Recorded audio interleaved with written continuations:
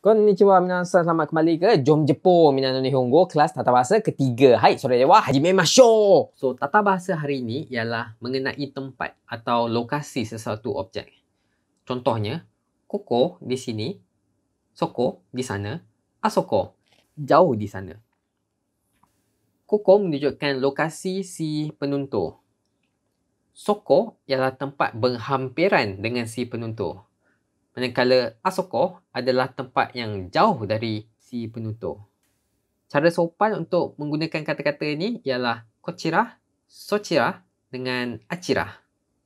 Perkataan ini juga mempunyai maksud lain, iaitu untuk menunjukkan jalan atau menunjukkan cara atau menunjukkan haluan.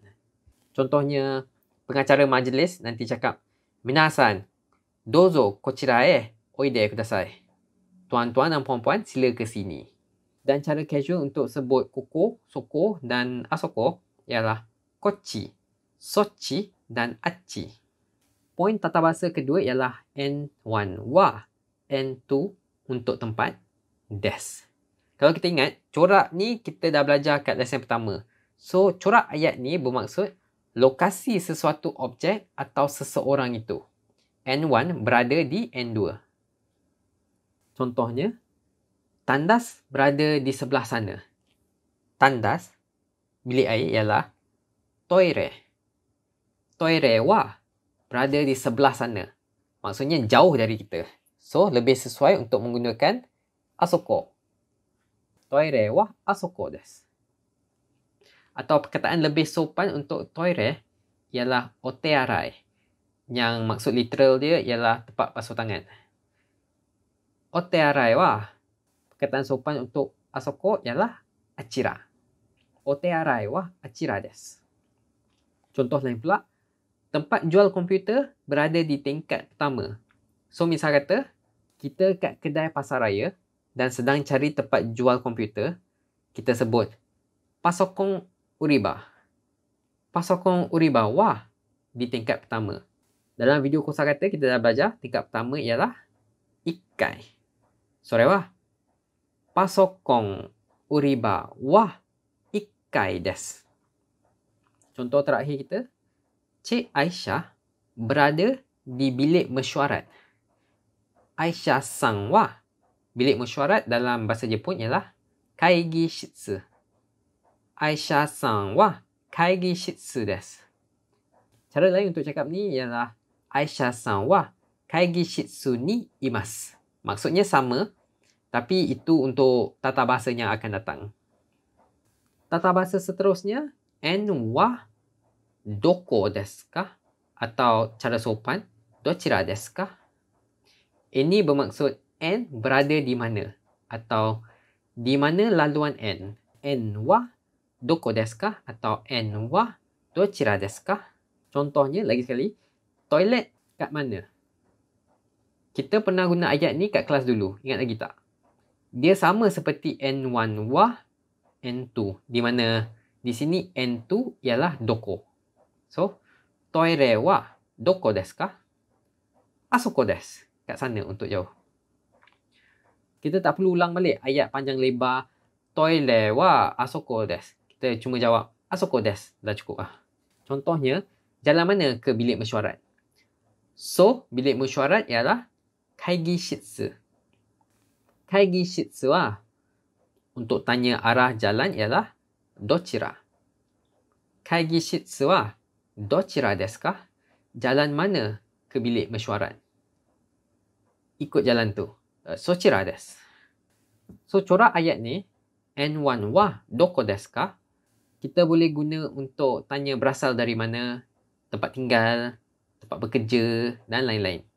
Misal kata kita tanya, kamu berasal dari negara mana? Negara dalam bahasa Jepun ialah kuni. So, kuni wa dochira desu ka? Dochira dan doko sama je maksud. Cuma dochira ni lebih sopan. Cara lagi satu nak tanya soalan ialah doko kara kimashita ka? Maksud dia sama je. Contoh seterusnya, di mana sekolah awak? Dalam bahasa Jepun, sekolah ialah gakko. Gakko wa doko desu ka? Walaupun maksud ayat ni ialah di mana sekolah awak, tapi dalam konteks bahasa Jepun, si tanya tadi, dia mungkin sedang tanya nama sekolah awak. Tak semestinya lokasi. Contoh terakhir, di mana tempat kerja awak? Kaisha wa tempat kerja atau lebih tepat syarikat. Kaisha wa dochira desu ka? Sini sekali lagi, walaupun ayat ni bermaksud di mana tempat awak kerja, si tanya mungkin tanya nama syarikat, tak semestinya lokasi. Okey, poin tata bahasa keempat pula. N1 no N2. So, corak ni kita dah sembang dalam kelas pertama dan kelas kedua. So, ni maksud lain pula untuk N1 no N2. Pertama sekali, N1 untuk negara, no N2 untuk hasil. So, ia membawa maksud N2 adalah hasil dari negara N1. Contohnya, kasut Malaysia. So, N1 ialah Malaysia dan kasut ialah kutsu. Malaysia no kutsu, kasut Malaysia. Maksud kedua, N1 untuk syarikat, no N2 untuk hasil.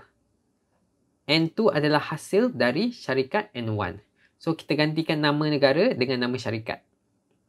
Contohnya, telefon pintar Apple atau Apple smartphone.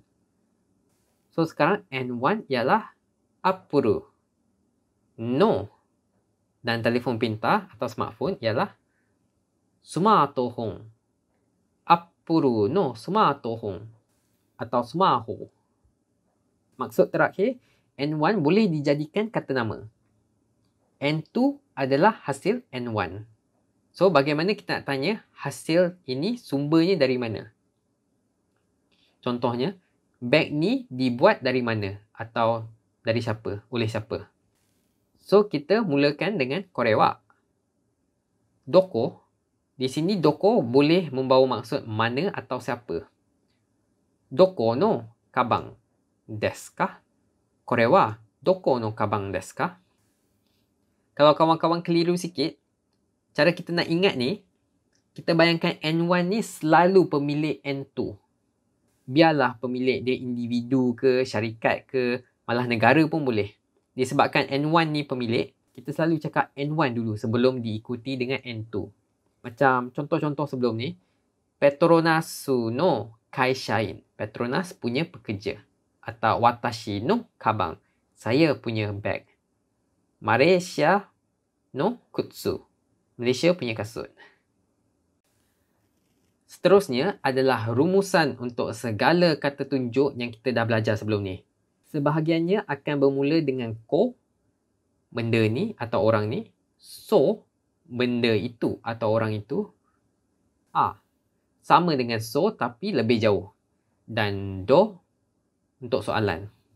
Contohnya, koreh, benda ni. Kono diikuti dengan noun atau kata nama. Benda ni atau orang ni. Kono kabang, beg ini. Kono hito, orang ini. Koko bermaksud di sini. Atau jalan ni, kochira. Kolom so dengan kolom a sama juga dengan ko. Cuma jaraknya saja berbeza. Saya rasa saya tak perlu ulang benda ni. Kawan-kawan boleh tekan butang pause dan baca sendiri. Kolom terakhirnya do. Kita belum belajar lagi dore dan dono. Tapi untuk masa kini, dore dan dono ni bermaksud yang mana satu. Tapi doko dan dochira kita dah belajar. Ia diguna bila kita nak tahu lokasi atau jalan ke lokasi berikut. Poin tata bahasa terakhir ialah kata awalan O. O di sini digunakan bila kita nak menunjukkan kesopanan kita dengan seseorang. Misal kata kita sebagai customer pergi ke kedai 7E ke mana-mana kedai, pekerja staf akan menggunakan kata awalan O dalam bahasa dia.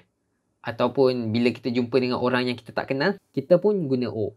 Contohnya sebelum ni bila kita nak tanya seseorang tu berasal dari mana, dalam ayat kuni wa dochira desu ka?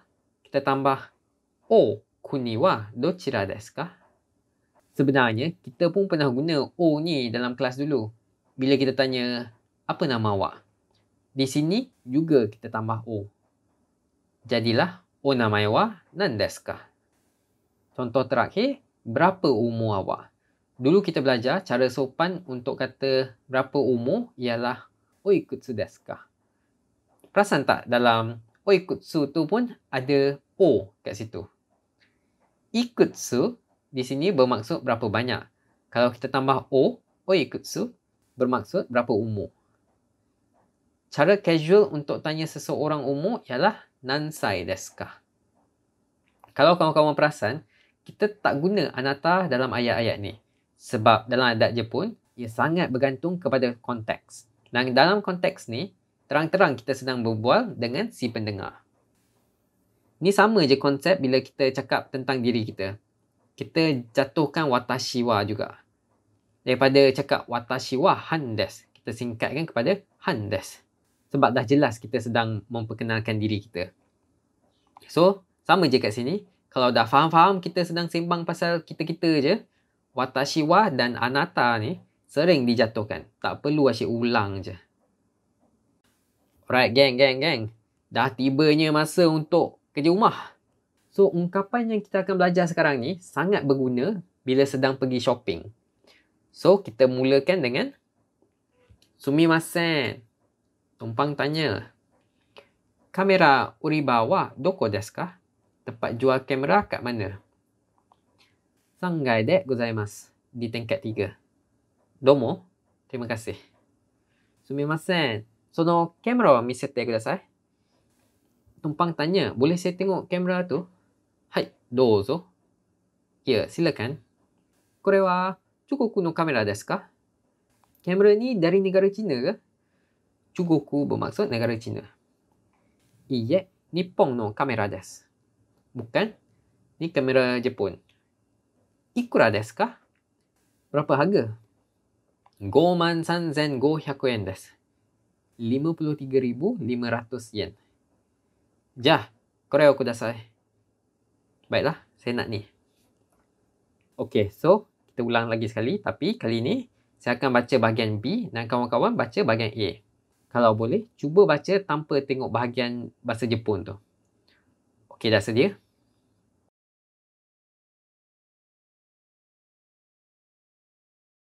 Sangai de gozaimasu.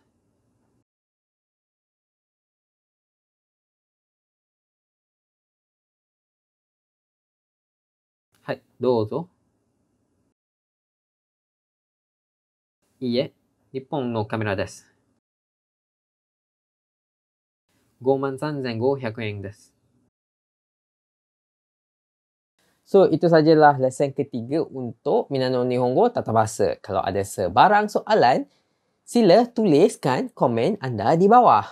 Alright, kita jumpa lagi di kelas akan datang. Mite kudasatte, arigatou gozaimashita.